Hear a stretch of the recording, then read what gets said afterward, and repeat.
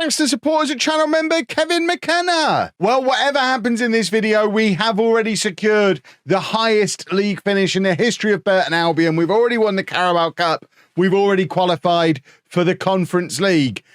Champions League is probably not going to happen, but we do have the chance of getting into the Europa League today. Plus, we've got ourselves some young players lined up ready to join us in the summer already again.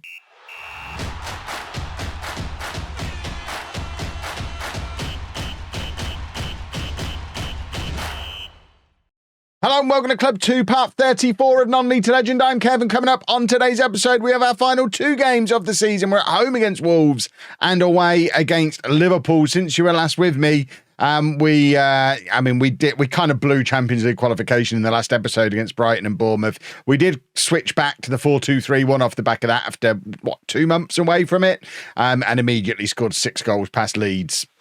So we're back with that. We did only draw against bottom of the table Sheffield United, though, but followed it up with 2 wins over Leicester and Brentford, leaving the Premier League table looking like this. We're in 7th place.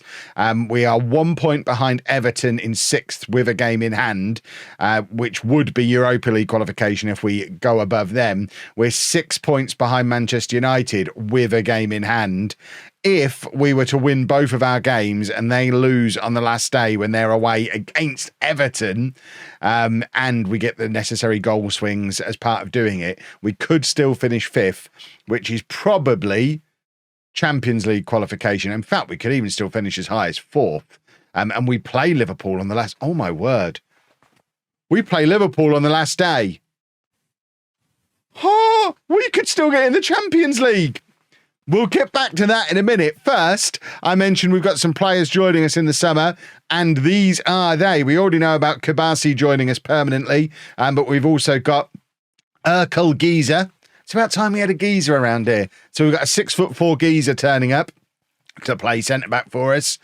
We have another centre-back, Darko Mirkovic, is a Serbian international 21-year-old. Those two, relatively low fees. All 3 of those centre-backs joining us for £20 million.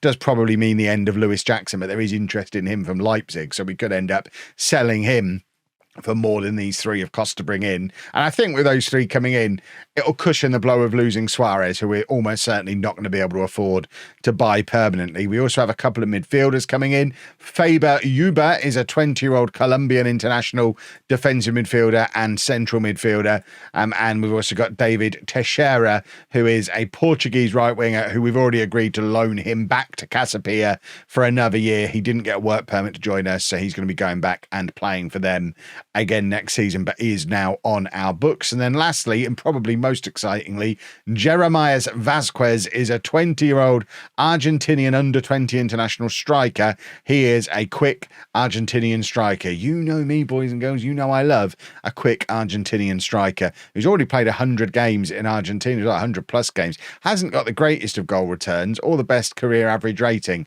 We fix both of those, and this guy is going to be a superstar for us. I have already decided, therefore it must be so. But I'm now more excited about the possibility of maybe getting into the Champions League. So let's go beat Wolves. If we can beat Wolves, like 3-4-0, which is a big if, but if we can beat Wolves, we set ourselves up with what is effectively a Champions League playoff on the last day of the season at Anfield.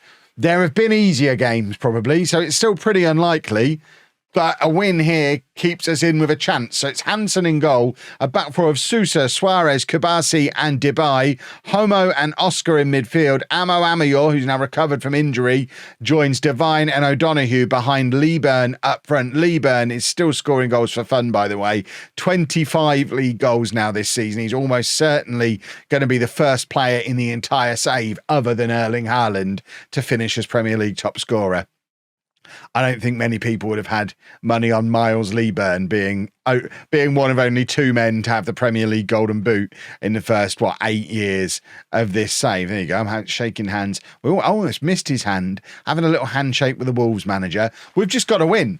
If we win, we keep ourselves in this, anything other than a win, and we don't. I mean, it's quite simple. And Alfie Devine, with his 12th goal of the season, he's benefited most from this switch back to the 4-2-3-1 because it allows him back in the team, playing in his best role in behind Leeburn, and the goal stands. That is a hugely important opening goal. I mean, there was never any doubt Devine was certainly nowhere near offside. There's the possibility some of the players around him might have been, but Devine certainly wasn't. We've got the early lead. Now we just need to rack up the goals. If we can, imagine if we can win 4-0 and go into that last day of the season level on points.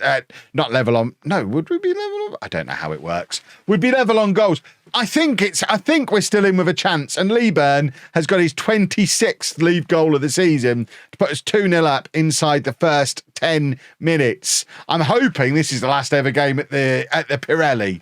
I know we've only just finished adding stands to it, but it is my hope that with European qualification already secured, we have to move to a bigger ground in the summer.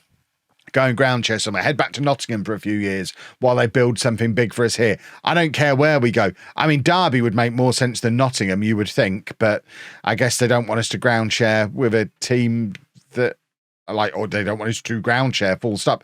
The whole Peter Shilton Stadium thing still baffling to me. The fact that it exists and nobody's playing in it, why they haven't just moved Forest into it, I don't know. But Suarez makes it 3-0. Suarez is in a weird situation here as well, because his parent club, Manchester United, are one of the teams that we're chasing. He's just scored our 3rd goal. There is a scenario where we get into the Champions League and Manchester United don't, and he would take a huge part of the responsibility of making that happen. He's a full England international now. He's started for England in like the last 4 or 5 England games. We've got an optional fee of, I think, £57 million to bring him in this summer. The chances of us having £57 million to do as a lump sum are close to 0. But there is an argument for someone who's still only 21 years old, I think, and now England's starting centre-back, that if we can get the money together, we should probably buy him. Shouldn't we? You would think. Should we buy him? Is that that's too much money, especially when we've already got 3 centre-backs coming in. But the temptation will be very strong to bring him in permanently, and Man United won't want him if he cost them a spot in the Champions League. Leeburn now trying to make it 3-0 up. It is already setting things up to be very interesting on the final day. This moves us up to 6th place, 3 points behind both Manchester United and Liverpool, and roughly equivalent on goal difference with them as well. I mean, it can't get much closer than this. This is bonkers. Just keep doing football goals, boys. Let's allow ourselves to dream. This would be insane if we get ourselves into the Champions League from this position, because I'd pretty much resigned myself to the fact that it wasn't going to happen. There's probably no mention of Champions League on the thumbnail because I asked for the thumbnail design before the episode was recorded, and I'd pretty much decided there was no way we were getting in. So I think we probably had the thumbnail push for Champions League yesterday, and today is just probably me looking sad that we're going to finish 8th or something. But all of a sudden, we can dream again. Devine plays it into O'Donoghue, another one who, of course, has that Manchester United connection, released by United at 18 years old, now trying to be responsible for them not getting into the Champions League. I think that one was probably offside, but VAR is checking it, and it has been disallowed. Very sad. Still 3-0. We need to keep piling on the goals, because, I mean, none of this changes the fact we also have to go to Anfield and beat Liverpool on the last day, but the more goals we can score before then. I mean, there's no guarantee that 5th place is Champions League. If we can beat Liverpool and have our goal difference above United and have them lose as well. I think, did I say United play Everton and we're also in the mix? We could finish 4th. It's ridiculous. Burton Albion could finish 4th in the Premier League. I mean, I'm getting myself excited about potential scenarios that probably aren't going to happen. Either way, it's been quite a good season, hasn't it? How could we ever leave this club? Oh, yes, he has a look around at the Pirelli and reminds himself the one and only reason why I might leave, because this place is holding us back massively. I mean, not that it would show in results over the last 5 or 6 seasons, but believe me, it is. Leeburn's in again. That's his 30th of the season, if it counts, and would put us 4-0 up. The Wolves goalkeeper is fuming. He's right out there arguing with the referee, but the goal has been awarded. That is the 4th goal that we needed to close the goal difference gap. We have set ourselves up for that final day of the season, Anfield playoff. What a stupid sentence. What a ridiculous situation. That is assuming we don't let Wolves score here. And that's a penalty. Is it? Is it a penalty? No. It's a free kick to us and Wolves got a player sent off. Everything's coming up Kev at the moment, isn't it? Goodness me. Sousa to Suarez. And now Homo in midfield plays it forward to Devine. And now Liburn, who's on yet another hat-trick here, if he can find himself a third.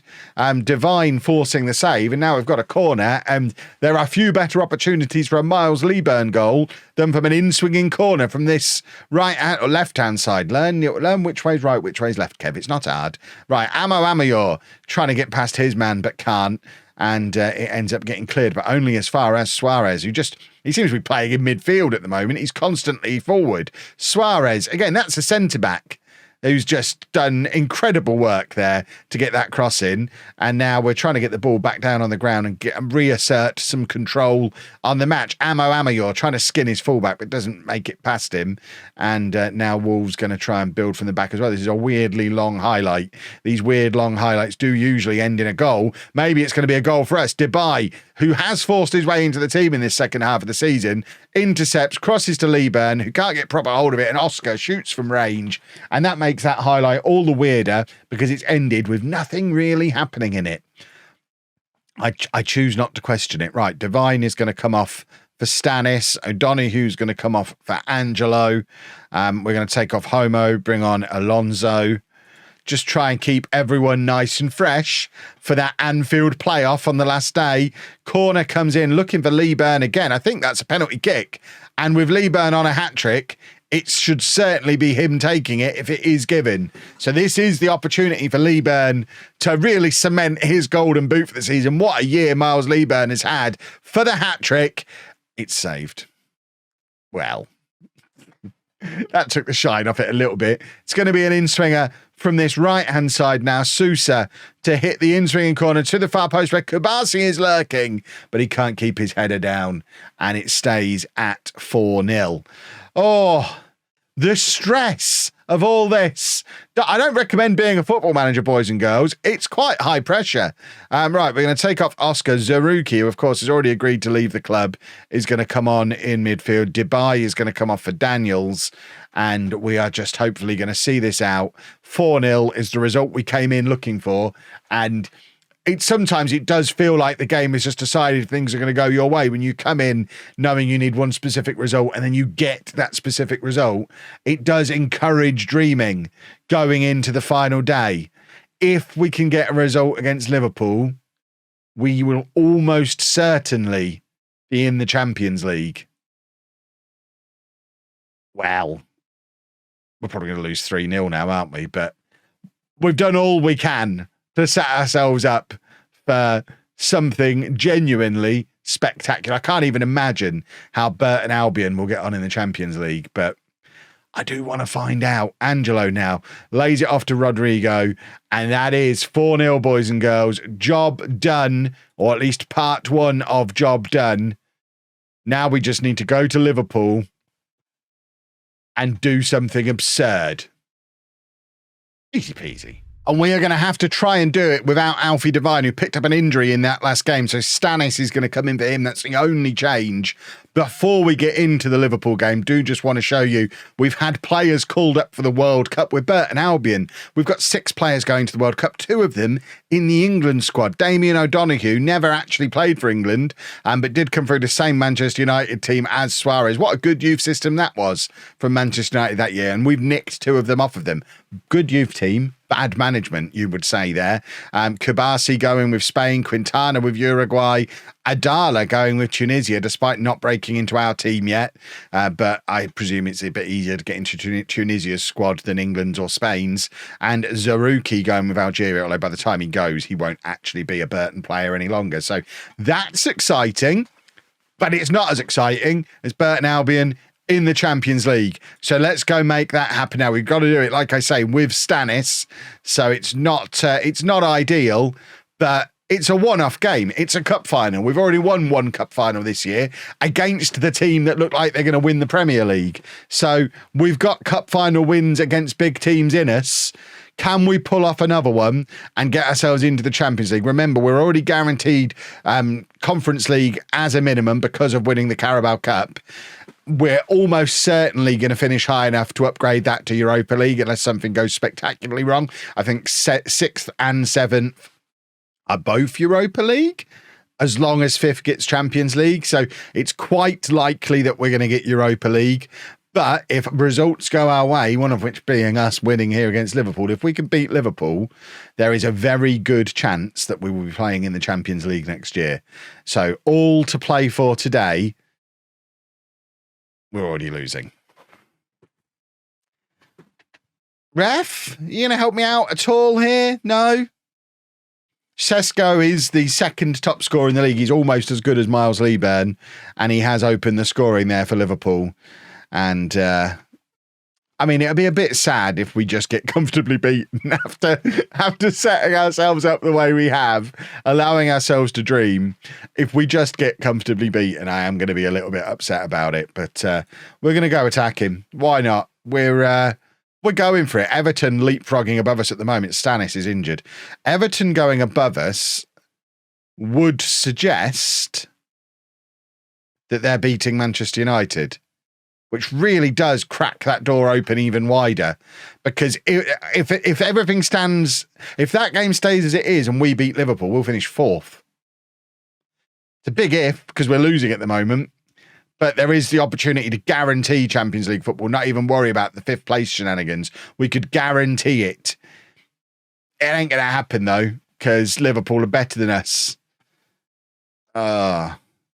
It's a sad way for it. We've had a very good season. I won't hear anybody telling me this is a bottle job.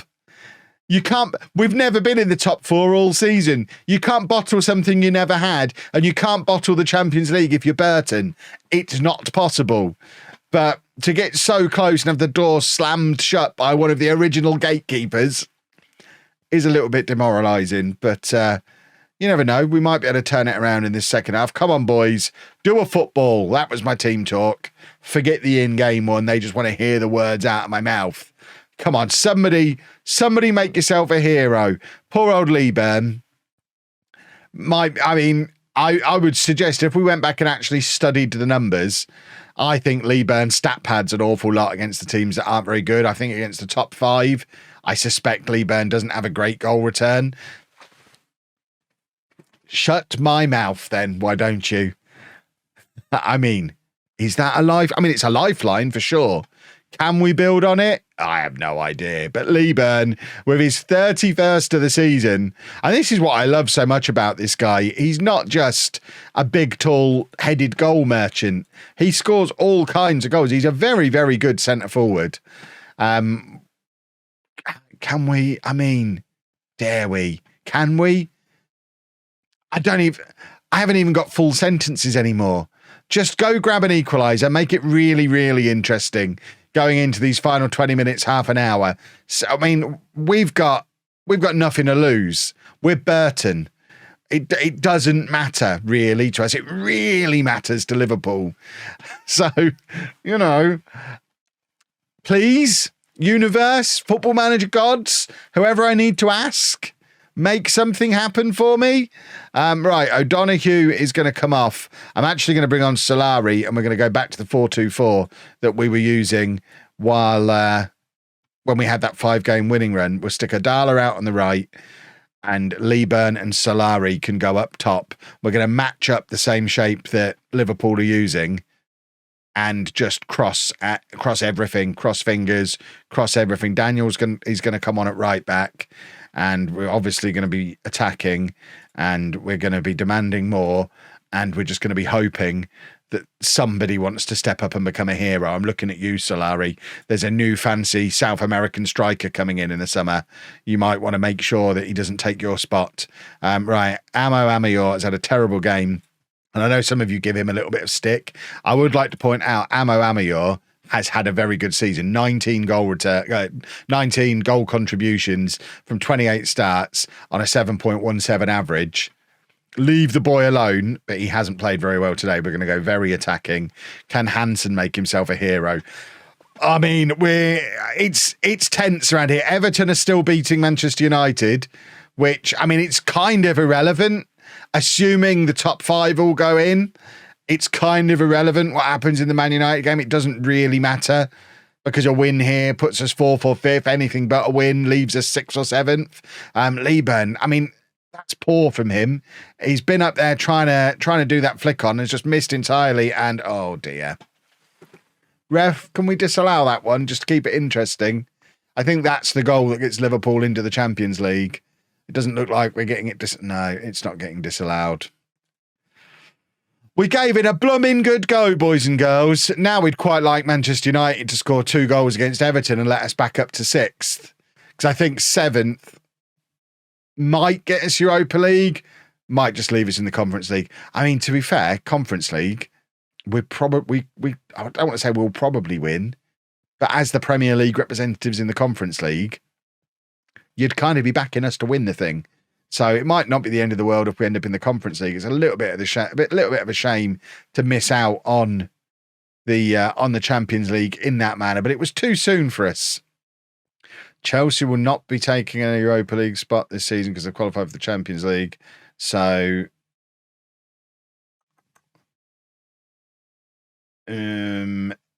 so if that 5th spot goes to Man United, we will go into the Europa League. So we won't know for sure which flavour of Europe we're in.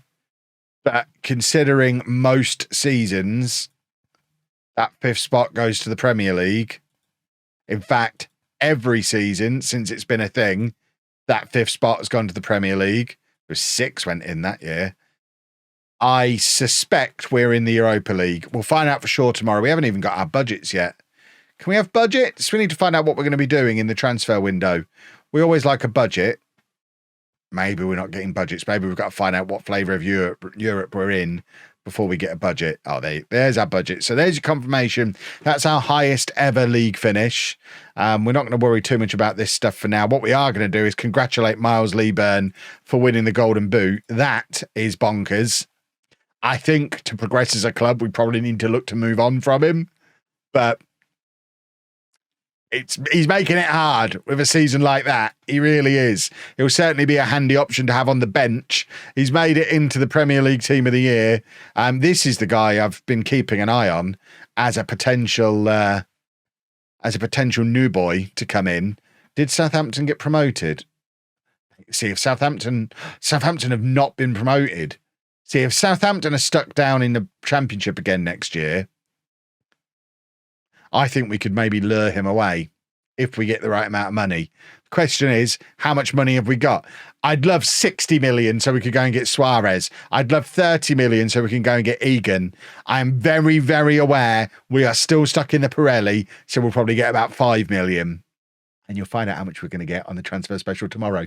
If you've enjoyed that, please make sure you leave a nice big thumbs up on there for me. Subscribe to the channel for daily Football Manager videos. And thank you very much for watching.